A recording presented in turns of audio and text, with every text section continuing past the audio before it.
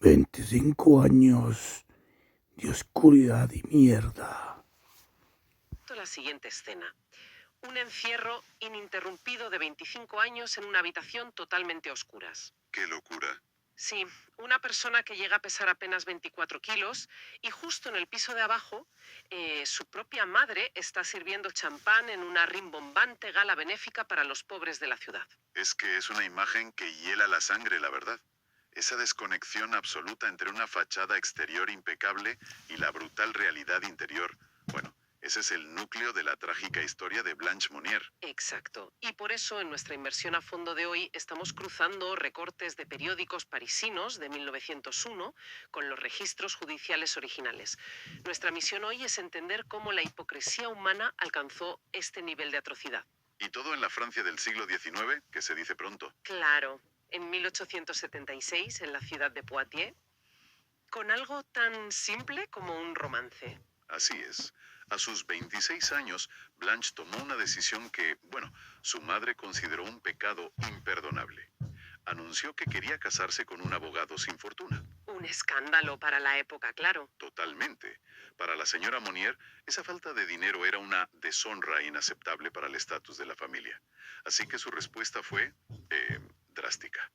Encerró a su propia hija en una habitación del ático. Madre mía. Y lo peor es que contó con la total complicidad de Marcel, el hermano de Blanche, además de comprar el silencio de todo el servicio doméstico. O sea, fue como una macabra campaña de relaciones públicas. Se inventaron excusas perfectamente diseñadas para justificar que la joven hubiera desaparecido de la sociedad de un día para otro. Sí, sí. Primero decían que Blanche estaba interna en un colegio en el Reino Unido. Y luego que se había mudado a Escocia, ¿no? Exacto. La mentira se mantuvo tan bien estructurada que, fíjate, el abogado del que estaba enamorada terminó muriendo en 1885. Sin tener la menor idea de que ella seguía viva. Nada, ni idea. No sabía que estaba atrapada en esa misma casa.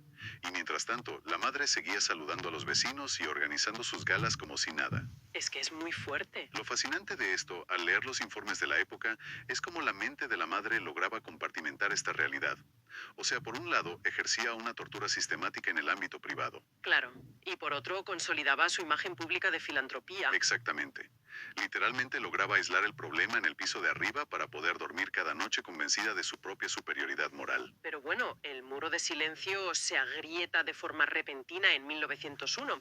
El procurador general de París recibe una carta anónima con un mensaje clarísimo. Y muy perturbador, la verdad. Ya te digo, alerta de que en la casa de la respetable familia Monnier hay una mujer medio muerta de hambre que lleva 25 años viviendo entre excrementos. Cuando la policía finalmente acude y fuerza la puerta, el escenario es, bueno, dantesco. Los reportes policiales detallan que el hedor era tan insoportable que los agentes apenas podían entrar. ¡Qué horror! Encuentran a Blanche con 49 años, tras décadas sin ver la luz del sol. Y en las paredes había grabado frenéticamente una súplica desgarradora. Pedía libertad, libertad. Se me ponen los pelos de punta.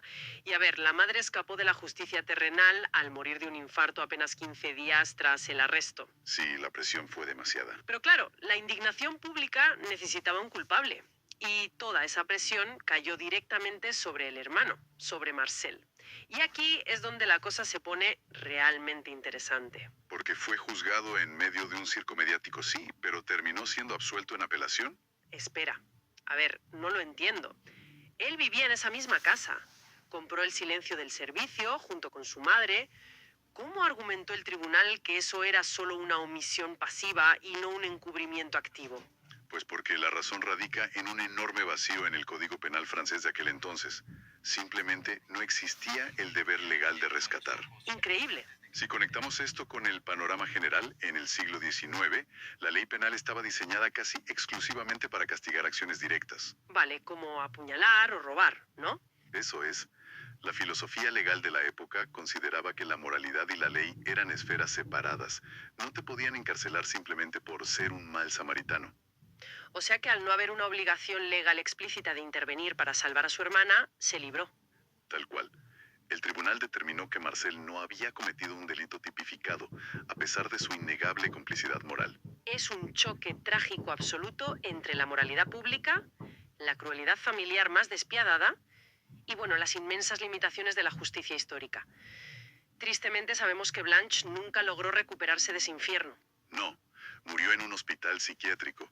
Un final desolador para una vida robada por el afán de mantener las apariencias. Sin duda. Pero al repasar todos estos detalles escabrosos, hay algo que se queda dando vueltas y que los registros nunca aclaran. A ver, cuéntame. Pues si todo el servicio doméstico y la familia mantuvieron este oscuro secreto bajo llave durante un cuarto de siglo, ¿quién fue la persona que finalmente escribió esa misteriosa carta anónima en 1901?